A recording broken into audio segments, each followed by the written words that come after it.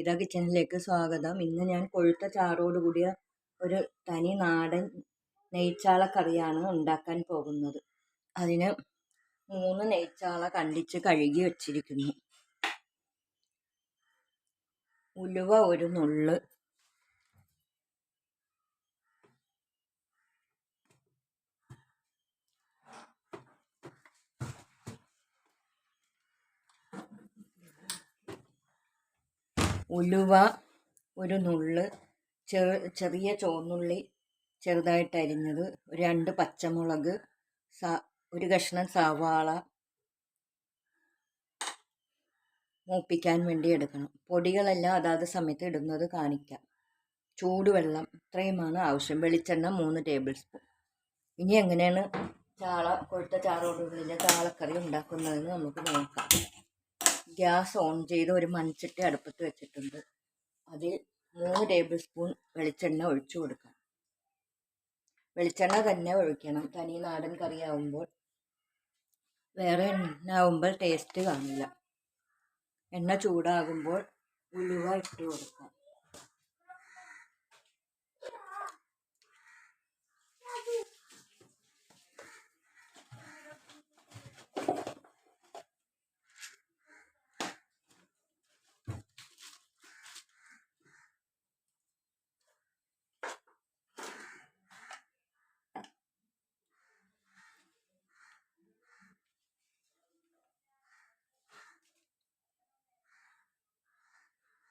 അതിനുശേഷം സവാളയും ഉള്ളിയും കറിവേപ്പിലയും ഇട്ട് കൊടുക്കാം. നല്ലപോലെ മൂപ്പിച്ചെടുക്കാം.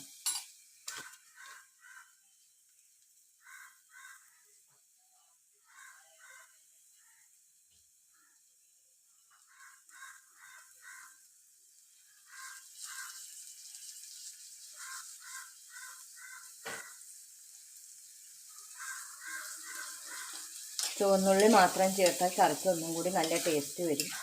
ചുവന്നുള്ളി മാത്രം ചേർക്കുന്നതാണ് നല്ലത്. ഞാൻ രണ്ടും കൂടി മിക്സ് ചെയ്താണ് എടുത്തിരിക്കുന്നത്. നല്ലവണ്ണം മൂപ്പിക്കുക.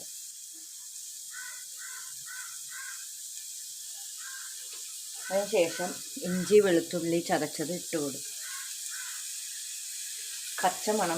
ഇതിൻ്റെയൊക്കെ പച്ചമണം മാറുന്നത് വരെ വഴറ്റിയെടുക്കും. ഇഞ്ചി വെളുത്തുള്ളി ചതച്ചതിൻ്റെയൊക്കെ പച്ചമണം മാറി വന്നിട്ടുണ്ട്. ഇനി പൊടികൾ ഇട്ട് കൊടുക്കാം.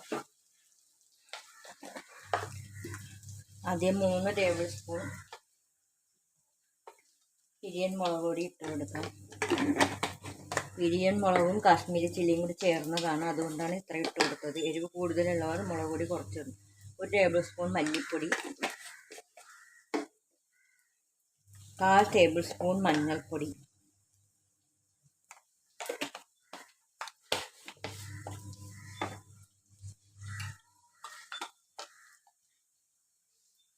കുരുമുളക് പൊടി 1/4 ടേബിൾ സ്പൂൺ.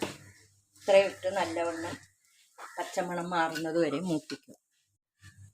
ഇനി എടുത്തു വച്ചിരിക്കുന്ന തക്കാളി ഇട്ട് കൊടുക്കാം. തക്കാളി നല്ലവണ്ണം വഴറ്റി അതിനു ശേഷം കുറച്ച് വെള്ളം ഒഴിച്ചു കൊടുക്കാം.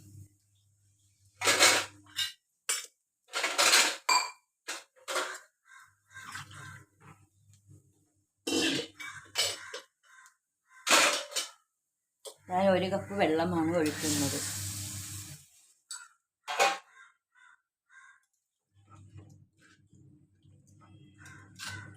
തക്കാളി വേവുന്നത് വരെ കുറച്ച് നേരം അടച്ചിട്ട് വേവിച്ചെടുക്കാം. തക്കാളി ഇട്ട ശേഷം കുറച്ച് വെള്ളം ഒഴിച്ചു കൊടുത്തു. കറി നല്ല തിളക്കുന്നുണ്ട്. കുറച്ച് ഉപ്പ് ആവശ്യത്തിന് ഇട്ട് കൊടുക്കാം.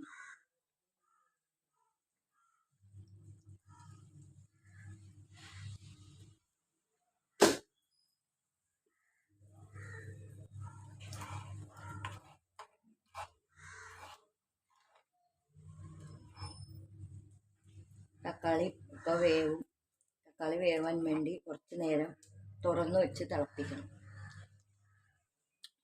ഉപ്പ് എല്ലാം പാകത്തിനുണ്ട്.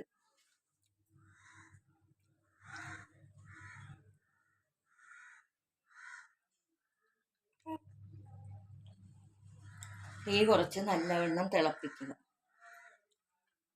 കറി നല്ല തിളച്ച് വറ്റാറാകുമ്പോൾ പിഴിഞ്ഞ് വെച്ച പുളി ഇട്ട് കൊടുക്കും.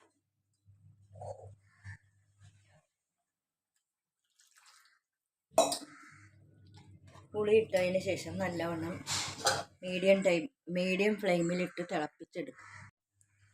കറി നല്ല തിളച്ച് വരുമ്പോൾ കണ്ടിച്ച് വെച്ചിരിക്കുന്ന മീൻ ഇട്ട് കൊടുക്കാം. വലിയ മീനാണെങ്കിൽ ഒന്ന് വരഞ്ഞിട്ട് കൊടുക്കണം. എന്നാലേ കറിയുടെ മസാലയും സത്തും എല്ലാം കയറുമല്ലോ. നല്ലവണ്ണം ഒന്ന് തീ കുറച്ച് വെച്ച് ഒന്ന് ഇതാക്കി കൊടുത്തതിന് ശേഷം അടച്ചു വെച്ച് ഒരു 4 മിനിറ്റ് അടച്ചു വെച്ച് ഫ്ലെയിമിലിട്ട് വേണം അടച്ചു വെച്ച് വേവിക്കാൻ. മീൻ പാകത്തിന് വെന്തിട്ടുണ്ട്.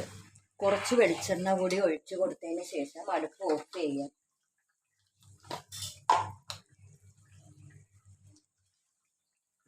നിങ്ങൾക്ക് വേണമെങ്കിൽ വെളിച്ചെണ്ണ ഒഴിച്ചു കൊടുത്താൽ മതി. നല്ല മണം കിട്ടാനാണ് വെളിച്ചെണ്ണ ഇട്ടുള്ളൂ. നിങ്ങളുടെ ഇളക്കി കൊടുത്തതിന് ശേഷം നിങ്ങൾക്ക് ഇതിനേക്കാളും കുറുകിയ ചാറോടുകൂടിയ കറിയാണ് ഇപ്പം ഉണ്ടാക്കിയത്. ഇതിനേക്കാളും ഇച്ചിരി കൂടി വെള്ളം പോലെ വേണമെന്നുണ്ടെങ്കിൽ ഇച്ചിരി 1/2 ഗ്ലാസ് വെള്ളം കൂടി ചേർക്കാം. നല്ലവണ്ണം കുറുകിയ ചാറാൻ വേണ്ടെങ്കിൽ കുറച്ചും കൂടി വറ്റിച്ചെടുക്കാം. അതെല്ലാം നിങ്ങളുടെ ഇഷ്ടത്തിന് എന്താണെന്ന് വെച്ചാൽ ചെയ്യാം. എരിവും പുളിയും എല്ലാം നിങ്ങളുടെ പാകത്തിന് നിങ്ങൾ ഇട്ടാൽ. ഞാനിത് എൻ്റെ കണക്കിലാണ് ചെയ്തിരിക്കുന്നത്.